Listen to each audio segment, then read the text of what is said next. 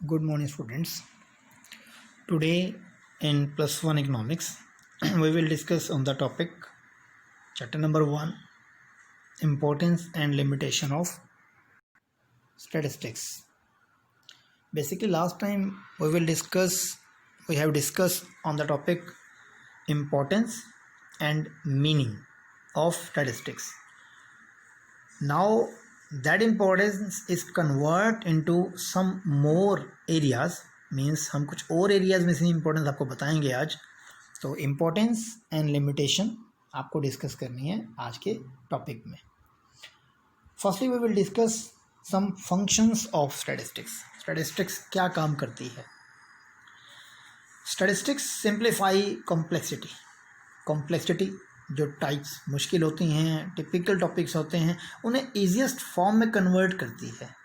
With the help of statistical method, data can be presented in such a manner that they become easy to understand. Means simplify कर देती है उनको graphically करके, table में convert करके, graphs table वगैरह बना के उनको एक प्रेजेंटेशन ईजी कर देती है. तो स्टैटिस्टिकल जो डाटा हैं वो हमें कॉम्प्लेक्सिटी से सिंप्लिसिटी में ले आते हैं. सेकेंड है statistics express fact in numbers. Basically stat हमेशा नंबर्स में डिफ़ाइन करती है. अब आप देखिए कोई चीज़ नंबर में डिफ़ाइन की जाए तो वो बेटर लगती है, उसको हम अच्छी तरह समझ पाते हैं. किसी का एवरेज स्कोर फाइंड करना हो, किसी के मार्क्स देखने हो, तो एक नंबर्स में जो डाटा है वो हमें बेटर वे में कुछ प्रेजेंट करता है, अंडरस्टैंड करता है. थर्ड है statistics presents data in simple form. Statistics जो है वो डाटास को सिंपल फॉर्म में प्रेजेंट करती है. का मतलब है कि डाटा जो है, हम जब किसी डाटा को देखते हैं उसकी फॉर्म हमारे लिए यदि सिस्टमेटिकल ना हो तो डाटा समझ में नहीं आता. जैसे मान लीजिए है एग्जांपल दिया, आप नीचे एग्जांपल देखिए. कहते हैं जी for example there are 1000 worker in a factory. मान लीजिए एक फैक्ट्री में 1000 वर्कर हैं और मान लीजिए हम उनकी 1000 की आपको सैलरी बता दें कि फर्स्ट कितनी है, सेकंड कितनी है, थर्ड कितनी है, फोर्थ कितनी है. 1000 वर्कर की सैलरी आपके सामने हम ऐसे ही रख दें तो आप कुछ एक मेन डिसीज़न नहीं ले पाएंगे उससे कि ये क्या शो किया गया है हमारे सामने. आप क्या चाहेंगे कि क्वेश्चन का क्या हो, उसका ग्रुपिंग हो, कोई उसकी क्लासिफिकेशन बने, टेबल बने, तो आप ज़्यादा बेटर वे में उसको समझ पाएंगे. तो स्टैट ही करती है. स्टैट क्या करती है, उनकी रेंज बना देगी कि ये वर्कर 1000 है, इन वर्कर्स की वेजेस जो है 100 से 200 इतने वर्कर्स की है, 200 से 300 इतने वर्कर्स की है. तो वो एक इजी फॉर्म में आपको क्या कर देगी, स्टैट डाटा को प्रेजेंट कर देगी. तो डाटा को एक इजी फॉर्म में क्या करती है, स्टैटिस्टिक्स प्रेजेंट करती है. देन फंक्शन आता है fourth, statistics enlarge human knowledge and experience. कैसे? Statistics enlarge human knowledge and experience by making it easier to understand. हमारी नॉलेज को बढ़ा देती है. Without the help of statistics many field of knowledge would have been remained close to man. हाँ, बिना stat के data, बिना stat के फील्ड जो इतनी सारी हैं, चाहे वो कोई फील्ड हो, चाहे डॉक्टर की फील्ड हो, सीए की फील्ड देख लीजिए, उनमें डाटा ही तो होते हैं. डाटा उसमें ना बताए जाएं तो उनकी फील्ड तो बेकार हो जाएंगी. सीए का डाटा ही तो सारा होता है, टैक्सेस लगाने की बात करता है वो. हम बात करें डॉक्टर की, डॉक्टर क्या करता है, किसी का एचबी काउंट करना है, बीपी काउंट करना है, वो कैसे करेगा, न्यूमेरिकल फैक्ट में. तो कहीं ना कहीं हर तरफ स्टैट की ही ज़रूरत है, स्टैट का फंक्शन है. नेक्स्ट है statistics compare and measure relationship between data. Datas में रिलेशन भी जो है कंफर्म करती है स्टैटिस्टिक्स. तो statistics help in comparing the data and measuring their relationship. कैसे? When we want to measure the level of production of wheat of any two country, statistics is the best method. आपको दो country की rice की, sugar की, किसी भी product की production को कंपेयर करना है. कैसे कंपेयर करेंगे? बेसिकली डाटा, न्यूमेरिकल डाटा से कंफर्म करेंगे ना. तो ये है आपका फिफ्थ फंक्शन. सिक्स है statistics is helpful in prediction और फोरकास्टिंग. और स्टैट जो है आने वाले टाइम में कितना हो जाएगा डाटा, उसकी भी फोरकास्टिंग बताती है हमारे को. आज तक ये डाटा इतना है, फ्यूचर में कितना हो जाएगा उसको भी कन्वर्ट करने में हेल्प करती है, फोरकास्टिंग में हेल्प करती है. क्या लिखते हैं, the knowledge of statistics is helpful not only in estimating the present but it is also helpful in forecasting the future.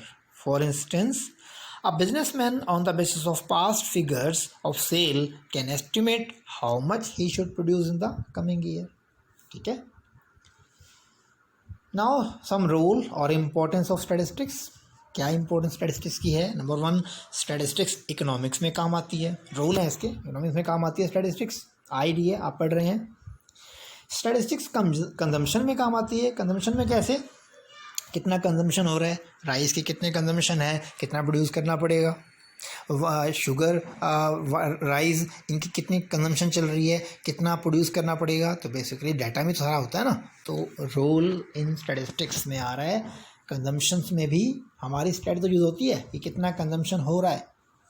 Statistics in production, same way production में क्या चाहिए, स्टैट चाहिए. तो रोल हैं ये आपके, रोल की स्टैटिस्टिक्स कहाँ पे हमारे काम आती है, रोल प्ले करती है. तो कंजम्पशन में, प्रोडक्शन में ये रोल प्ले करती है. और स्टैटिस्टिक्स इन बिजनेस, बिजनेस में देख लीजिए, प्रॉफिट लॉस, आपकी इनकम्स वगैरह जो भी हैं, एक्सपेंडिचर्स, आप एसेट्स की बात करते हैं, लायबिलिटीज़ की बात करते हैं, कॉमर्स आप पढ़ते हैं. अल्टीमेट उसमें क्या होता है, सारा डाटा ही तो होता है. तो स्टैटिस्टिक्स बिजनेस में ऑफ कोर्स यूज़ होती है. Then statistics in government administration, office में यूज़ होती हैं. गवर्नमेंट को पॉलिसी बनानी है, न्यू इकोनॉमिक पॉलिसीज़ बनानी है गवर्नमेंट को. उन पॉलिसीज़ में क्या होता है, डाटास का ही यूज़ किया जाता है कि लिटरेसी कितनी है, जो भी आप गवर्नमेंट चेक करती है. अब आती है बात लिमिटेशन की. आपने पढ़ा रोल है, इम्पोर्टेंस हैं, फंक्शंस हैं. अब क्या कुछ प्रॉब्लम्स भी हैं स्टैटिस्टिक्स में, सुनिए. Number 1, statistics does not study individuals. Study basically individual की नहीं की जाती स्टैट के अंदर. स्टैट में जो स्टडी की जाती है वो ग्रुप बेस पे, एवरेज बेस पे की जाती है. ये इसका बहुत बड़ा लिमिटेशन है कि स्टैट में जो स्टडी है इंडिविजुअल फैक्टर की नहीं होती. तो लिखा है जी आपको, statistics studies the aggregate of facts. Study of an individual is not a part of subject matter of statistics. Individual की नहीं होती. For example, there are 5 worker in a factory and their wages are as follow. हम उसकी wages यूँ बताएं आपको. First worker की salary wages जो है 700 है, सेकंड की 600 है, थर्ड की 200 है, फोर्थ की 800 है, फिफ्थ की 700 है, टोटल 3000 है. इंडिविजुअल की सैलरी दे के आप कुछ नहीं बता सकते. स्टैट क्या करती है मालूम है? स्टैट क्या करती है, इसका एवरेज निकालती है. स्टैट जो है इस वेजेस का एवरेज निकालती है. कैसे निकालती है एवरेज? मीन निकालना सीखा है आपने. टोटल कितना है 3000, वर्कर कितने हैं 5, एवरेज कितनी आ गई आपकी 600. तो स्टैटिस्टिक्स इस तरह से इंडिविजुअल डाटा को क्या करती है, एवरेज में कन्वर्ट करती है. बट यहाँ एक प्रॉब्लम आने वाली है. वो क्या प्रॉब्लम आने वाली है कि यदि आप इस एग्जाम्पल को ध्यान से देखें, एग्जाम्पल आपके सामने आया हुआ है जो, इसमें ध्यान से देखें तो हम ये बता सकते हैं कि इंडिविजुअल हर वर्कर की सैलरी कितनी है, 600 है. ये कहोगे ना. एवरेज का मीनिंग क्या होता है कि एवरी वर्कर गेन या अर्न ₹600. अल्टीमेटली हर एक वर्कर 600 अर्न तो नहीं कर रहा, मगर आप देखिए क्यों. इसमें से जो वर्कर नंबर 3 है उसकी सैलरी सिर्फ, वेजेस सिर्फ ₹200 है. ये तो गलत हुआ फिर. तो यही एक लिमिटेशन है स्टैटिस्टिक्स का. स्टैटिस्टिक्स ये कह रही है कि सभी वर्कर एवरेज फॉर्म में ₹600 अर्न कर रहे हैं. बट अब हम क्या कहना चाहते हैं, in the above example the average of wages is 600 and there is a worker who earn only 200. But the statistics does not study the wages obtained by this worker. It will only be said that the average wages of 5 worker is 600. Stat कहेगी कि average worker wages कितनी है, 600 है. Individual को गौर नहीं करती है, importance नहीं देती है. इसलिए ये लिमिटेशन है कि स्टैट जो है इंडिविजुअल फैक्टर की बजाय एवरेज को जो है बताती है. सेकेंड लिमिटेशन आता है, विदाउट रेफरेंस स्टैटिस्टिकल रिजल्ट्स में प्रूव टू बी रॉन्ग. ऐसे कैसे? In order to understand the statistical result clearly, it is also important to study the conditions under which these conclusions are drawn. Otherwise, the results may prove to be wrong. कहते हैं मान लीजिए आप कोई data बता रहे हैं, उसके अंदर आपको डाटा के बारे में कुछ इन्फॉर्मेशन भी बतानी पड़ेगी, अदरवाइज डाटा क्लियर नहीं होंगे। एक एग्जांपल में बात समझते हैं। आइए आपको एक एग्जांपल समझाता हूँ इसका क्या कहना चाह रहा है ये। मान लीजिए 3 ईयर्स हैं, 2012, 13 एंड 14। उसमें 3 फर्म्स ने इनकम अर्न की है। ए फर्म है वो 2012 में 50,000 अर्न करती है प्रॉफिट, 13 में 60,000 अर्न करती है, 14 में 70,000 अर्न करती है। ठीक है, एक फर्म है वो इस तरह से प्रॉफिट अर्न करती है। सेकंड फर्म देखिए बी फर्म है वो 70,000 रुपी प्रॉफिट अर्न करती है 2012 में, 60,000 अर्न करती है 13 में, 50,000 अर्न करती है 14 में। एक सी फर्म है वो 60,000 all year the firm get same income in 12, 13 and 14। अब क्वेश्चन ये है कि कौन सी फर्म अच्छी मानी जाएगी। क्वेश्चन है कौन सी फर्म अच्छी है। अब देखिए यदि स्टैट की बात करें, स्टैट तो एवरेज निकालती है। आप ज़रा एवरेज निकालिए ए फर्म का, बी का, सी का। The average of firm A is 50 + 60 + 70, total is 1,80,000। 1,80,000 by 3 average करना है ना, एवरेज मीन निकालना है। कितना आया 60,000। सेकंड फर्म की बात करो, सेकंड फर्म अर्न करती है 70, 60, 50, उसका एवरेज निकालिए बेटा, कितना आया 180 बाई 3, 60,000। सी फर्म का कितना आएगा 60 + 60 + 60, 180, 180 बाई 3 कितना आएगा, that is 180 by 3, 60। It means all the firm get same amount of profit. Average form में तीनों फॉर्म क्या कर रही हैं, सेम प्रॉफिट अर्न कर रही हैं, 60, 60, 60। बट आप ध्यान से देखो, पहली फॉर्म की इनकम एवरी ईयर इंक्रीज हो रही है, दूसरी फॉर्म की इनकम डिक्रीज हो रही है एवरी ईयर, थर्ड फॉर्म की इनकम हर साल इक्वल है। आप तीनों की एवरेज तो सेम आ रही थी, किसे अच्छा कहोगे। अब नोट करने के बाद यहाँ एक क्वेश्चन आ रहा है कि किसको अच्छा कहा जाए। वो कहते हैं जी अच्छा किसको कहोगे। It is clear from the above example that the average profit of firm A, B, C are the same, but the firm do not have equal economic status. There is a fall in the profit of B, while the profit of firm C for all the 3 years are the same, and the firm A is progressing. Firm में progress कर रही है, तो अच्छी कौन सी होगी, A होगी ना। Therefore, if statistical results are studied without reference, then they might lead to wrong conclusion. यदि आप उसमें रेफरेंस नहीं देंगे तो अल्टीमेटली ये जो आपको ए बी सी फॉर्म नज़र आ रही है ना, बिना रेफरेंस दिए तो आपको लगेगा कि तीनों फॉर्में सेम अर्न कर रही हैं और तीनों ही क्या हैं, इक्विवेलेंट हैं, जो कि रॉन्ग डिसीजन है। तो ये एक प्रॉब्लम है स्टैटिस्टिक्स की कि इसमें एवरेज फाइंड तो की जाती है बट एवरेज कई बार गलत होती है, रेफरेंस साथ में देनी पड़ती है। देन लिमिटेशन है third, statistics deals with numerical fact only. Statistics में क्या होता है, न्यूमेरिकली एक्सप्रेस्ड होती है। Statistics are numerically expressed. Statistics does not study qualitative aspect. मैंने पीछे समझाया था आपको, ये गुड बैड ऑनेस्टी विजडम वगैरह को देखती ही नहीं है। ये किसको देखती है, न्यूमेरिकल फैक्ट को। ये एक बहुत बड़ा डीमेरिट है, लिमिटेशन है स्टैटिस्टिक्स का कि ये न्यूमेरिकल फैक्ट को देखती है, ये क्वालिटेटिव फैक्ट्स को इग्नोर करती है। Fourth is statistics are true only on an average. अभी बात कर रहे थे ना, एवरेज बेस पे स्टैट ठीक होती है। एवरेज बेस पे कैसे एग्जांपल हो रहा है, इट इज